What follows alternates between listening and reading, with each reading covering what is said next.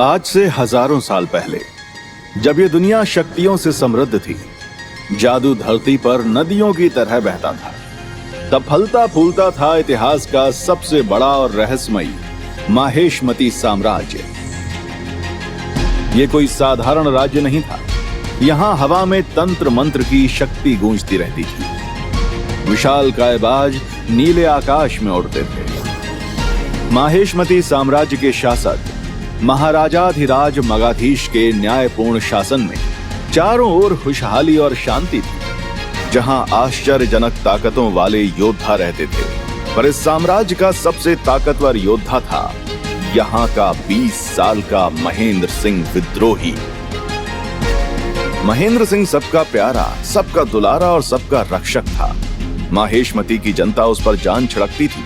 उसकी वीरता की कथाएं साम्राज्य के हर कोने में गूंजती थी। पर एक दिन एक श्राप की वजह से उसे चोर समझकर काल कोठरी में डाल दिया महाराज मगाधीश ने और मौत की सजा सुना दी। इस घटना के हजारों साल बाद एक शिव मंदिर के बाहर उस बच्चे के रोने की आवाज से मानो पूरा प्रांगण गूंज रहा था। रोज 4 बजे सुबह मंदिर आकर सेवा करने वाली शांति देवी ने जब ये आवाज सुनी तो मानो उनका कलेजा फट पड़ा। शादी के दूसरे ही साल एक बच्चे को गोद में लिए शांति देवी विधवा हो चुकी थी। इसलिए इस अनजान और बेसहारा नन्हे बच्चे के रोने का मतलब उन्हें अच्छे से पता था कि उसे भूख लगी है। भगवान को भूलकर वो बच्चे की तरफ दौड़ी। एक गजब की आभा थी उस चिथड़े में पड़े उस बच्चे के चेहरे पर, मानो उस रात आसमान से टूटकर ध्रुव तारा जमीन पर आ गया हो। बच्चे को देखते ही शांति की ममता किसी ज्वार भाटे वाले समुद्र की तरह उमड़ पड़ी। उसने तुरंत उस बच्चे को अपनी छाती से लगाकर दूध पिलाया। तभी शांति की नजर पड़ी उस कपड़े में लिपटे एक सुनहरे पन्ने पर। उस पन्ने की चमक तो मंदिर में विराजित राधा रानी के सोने के झुमकों जैसी थी। एक अजीब सी दैविकता थी उस पन्ने में। शांति ने जैसे उस पन्ने को उठाने की कोशिश की, अचानक से तेज हवाएं चलने लगी। आसमान के चांद की रोशनी मानो एक जगह एकत्रित होकर पन्ने पर पड़ने लगी और वो पन्ना देखते ही देखते हवा में उड़ने लगा और शांति के चेहरे के सामने आकर रुक गया। उसमें से आवाज आई, माँ, आज से तुम इस बच्चे की भी माँ हो। ये सिर्फ एक बच्चा नहीं है, ये इतिहास की एक ऐसी जिम्मेदारी है जो परमात्मा ने तुम्हारी गोद में डाली है। इसका ख्याल रखो। सही समय आने पर मैं इसे इसके जीवन का सही मकसद बताऊंगा। ये कहते ही पन्ने की रोशनी गायब हो गई और वो सूखे पत्ते की तरह जमीन पर गिर पड़ा। शांति समझ चुकी थी कि ये कोई साधारण घटना नहीं थी।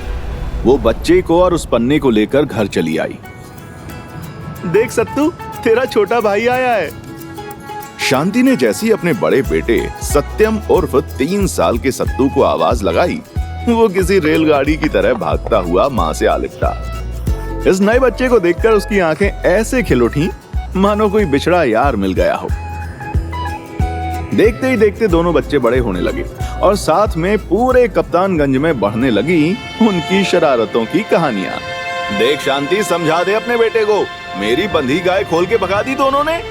एक पड़ोसी ने कंप्लेन की, जिस पे 8 साल का मुन्नू तपाक से बोला, गाय ही तो भगाई है, कौन सी आपकी लुगाई भगाई है जो इतनी टेंशन ले रहे हो अंकल। मुन्नू के मुंह से इन मधुर वचनों को सुनकर माँ के हाथों की कुटाई तो निश्चित थी। दोनों भाई तबीयत से कूटे गए। अब मानो ये तो रोज का प्रोग्राम हो चुका था, पर एक दिन मामला काफी सीरियस हो गया। मुन्नू और सत्तू मोहल्ले के बच्चों के साथ क्रिकेट खेल रहे थे। मुन्नू की बैटिंग की बारी थी और जीतने के लिए अंतिम गेंद पर 6 रन बनाने थे। मुन्नू हार मानने वालों में से तो था नहीं, पर आज इज्जत बचती हुई नजर नहीं आ रही थी मुन्नू को। इसलिए उसने मन ही मन प्रार्थना की, काश कि ये छक्का लग जाए।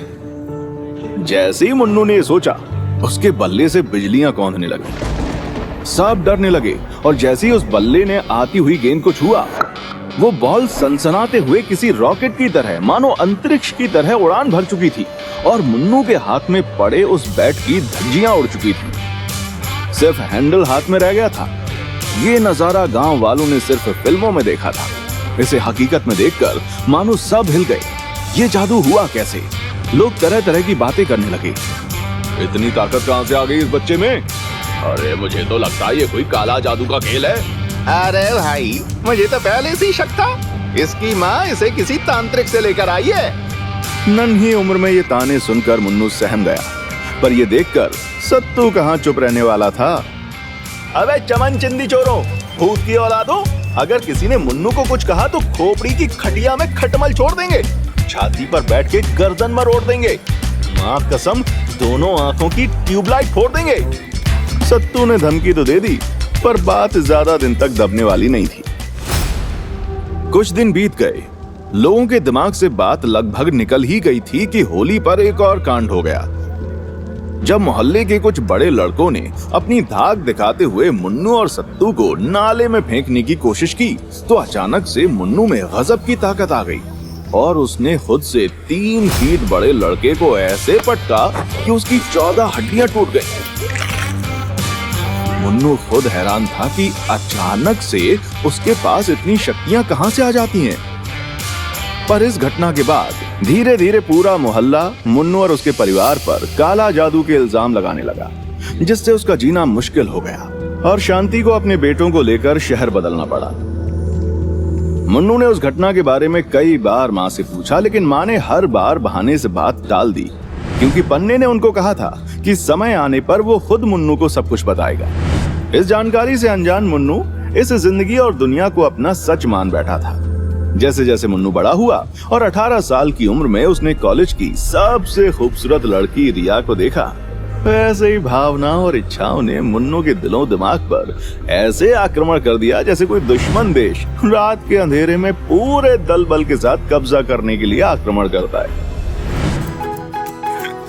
वैसे तो मुन्नू एक सख्त लौंडा है, पर इस अचानक हुए आक्रमण में वो अपनी बॉडी का एक बहुत ही इम्पोर्टेंट हिस्सा, अपना दिल गंवा बैठा और रिया के प्यार में आत्मसमर्पण कर दिया। गरीब मुन्नू के पास रिया को घुमाने के लिए ना तो कोई लग्जरी गाड़ी थी और ना ही डेट पर ले जाने के लिए पैसे। पर मुन्नू तो ठहरा मुन्नू, उसे पता नहीं था, पर आत्मा से तो वो एक महान योद्धा था। परिस्थितियों से बिना लड़े हार कैसे मान लेता। एक दिन उसने तय किया कि वो रिया को अपने दिल की बात बताएगा। उसे यकीन था कि रिया ऐसी लड़की है जो पॉकेट में पैसे से ज्यादा उसके प्यार को देखेगी और उसे स्वीकार कर लेगी। पर समय ने तो मुन्नू के लिए कुछ और ही तय कर रखा था और अब वो समय आ चुका था जब मुन्नू को उसका असली मकसद मिलने वाला था, क्योंकि दुनिया में बड़े बड़े कांड दिल टूटने से ही शुरू होते हैं और खोपड़ी टूटने पर खत्म। मुन्नू ने अपने परम मित्र और भाई सत्तू से राय ली। प्यार के मामले में बेचारा सत्तू भी 0 बटा सन्नाटा ही है, पर राय देने में तो चाणक्य बनने में देर नहीं लगती। सत्तू की सस्ती राय लेकर मुन्नू उस दिन एक हाथ में अपना दिल, दूसरे हाथ में 10 रुपए का गुलाब का एक फूल लिए कांपती टांगों के साथ रिया के पास जाकर खड़ा हो गया। रिया अपनी सहेलियों के साथ बातें कर रही थी। अचानक से सब चुप हो गए और घात लगाए बिल्लियों की तरह उसे घूरने लगे। मुन्नू ने इमोशंस को थोड़ा कंट्रोल किया और अपने दिल की बात ऐसे बोली जैसे टीवी पर न्यूज पढ़ी जा रही हो। रिया, तेरे हुस्न पर मैं 2 जहां वार दूं, तू कहे तो 2-4 बंगले और 4-5 कार दूं। एक बार मेरे प्यार को स्वीकार कर ले मेरी जान, तेरे प्यार में पाजी जैसा हैंडपंप उखाड़ दूं। ये सुनते ही सारी लड़कियां हंस पड़ी। मुन्नू ने सुन रखा था कि लड़की हंसी तो फंसी, पर उसे पता नहीं था कि आज वो फंसने वाला है बुरी तरह से। रिया ने तुरंत अपने हंसी के पीछे की घृणा दिखाते हुए मुन्नू से कहा, तुम जैसे फटीचर भिखारी की गर्लफ्रेंड बनूंगी मैं? रिया मल्होत्रा नाम है मेरा, तुमने सोच भी कैसे लिया ये? रिया की बात सुनकर मुन्नू का चेहरा ऐसे उतर गया जैसे बारिश आने पर सूखते कपड़े उतार लिए जाते हैं। बाकी लड़कियों की कटाक्ष वाली हंसी मानो उसकी आत्मा में सुइयां चुभ हो रही थी। रिया ने इंसल्ट जारी रखी, सुनो, तेरी औकात नहीं है साइकिल खरीदने की और तू मेरे लिए 2-4 बंगले और 4-5 कार खरीदेगा? भिखारी कहीं का। मुन्नू शॉक था, उसकी ऐसी बेइज्जती आज तक नहीं हुई थी। तू जानता भी है मेरा बॉयफ्रेंड कौन है? इस शहर के सबसे बड़े बिजनेसमैन सिंघानिया का बेटा, कुणाल सिंघानिया। अगर उसे पता चला ना कि तूने ऐसी वैसी हरकत की है तो वो तुझे जान से मार देगा। तुझे देखकर ऐसा लगता है कि तेरे पास तो कफन तक के पैसे नहीं होंगे। कोई नहीं, भेज देना किसी को मेरे पास। तेरा प्यार होने के नाते मैं तेरे फ्यूनरल में तो हेल्प कर ही सकती हूँ।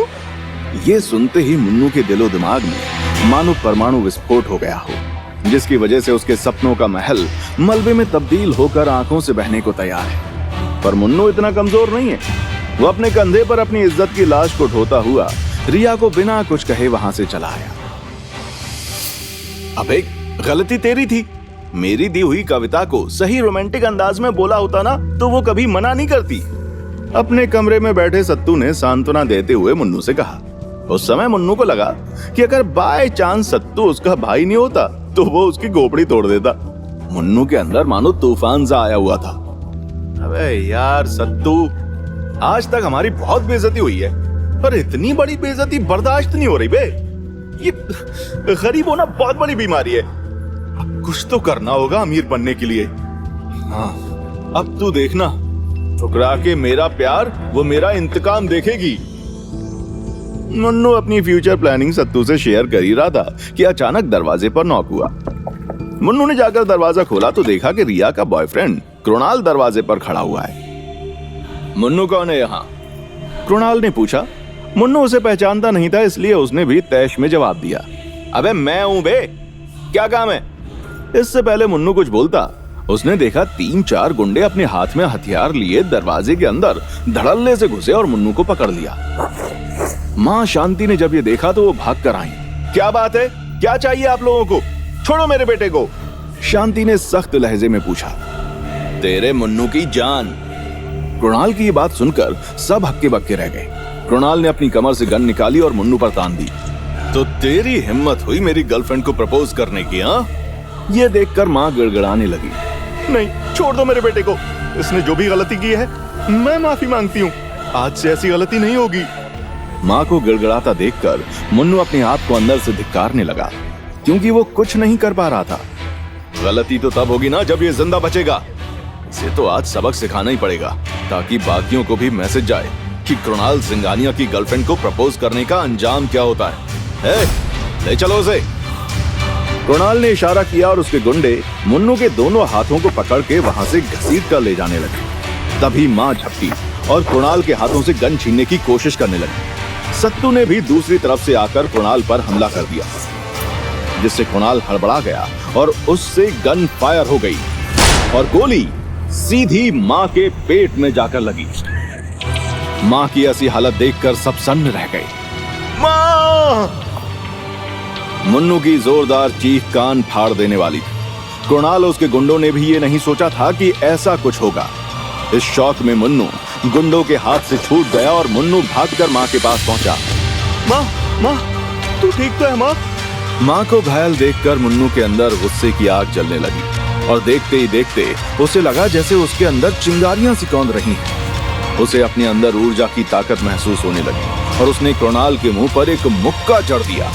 देखते ही देखते कृणाल जमीन से 10 फीट ऊपर उड़ते हुए सीधा छत से जाकर टकराया, जिससे छत में दरार पड़ गई।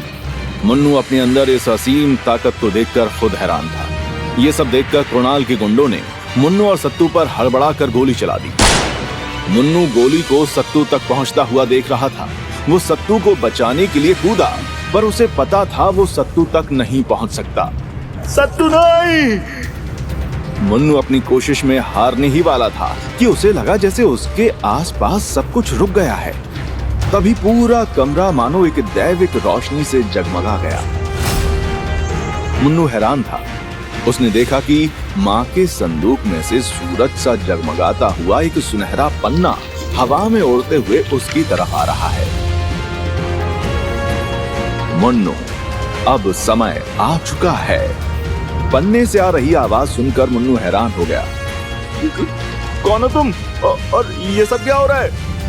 मैं परम वेद का पहला पृष्ठ हूँ और तुम्हें तुम्हारे असली मकसद तक ले जाने के लिए आया हूँ, जिसके लिए तुम्हारा पुनर्जन्म हुआ है।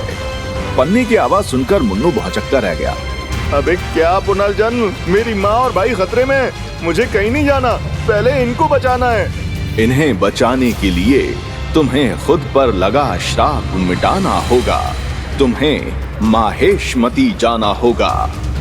बन्ने की सख्त आवाज सुनकर मुन्नू ने पूछा, मैं उन्हें बचाने के लिए कहीं भी जाने के लिए तैयार हूँ। बोलो कौन सी जगह है माहेशमती? माहेशमती कोई जगह नहीं, ये पूरा संसार है। पर समय में 5432 साल पहले। 5432 साल पहले? ये सुनकर मुन्नू के होश उड़ गए। ये कैसा श्राप है मुन्नू की किस्मत पर जो हजारों साल तक उसे परेशान कर रहा है? क्या मुन्नू अपनी किस्मत के श्राप को खत्म करके अपनी माँ और भाई को बचा पाएगा? क्या मुन्नू माहेशमती वापस जाकर महेंद्र के साथ हुए अन्याय का पता लगा पाएगा? आगे की कहानी जानने के लिए देखिए अगला एपिसोड सिर्फ पॉकेट एफएम के यूट्यूब चैनल पर। और काल वीर या माहेशमती की महागाथा के सारे एपिसोड्स को सुनने के लिए डिस्क्रिप्शन में दी लिंक से डाउनलोड करें पॉकेट एफएम ऐप।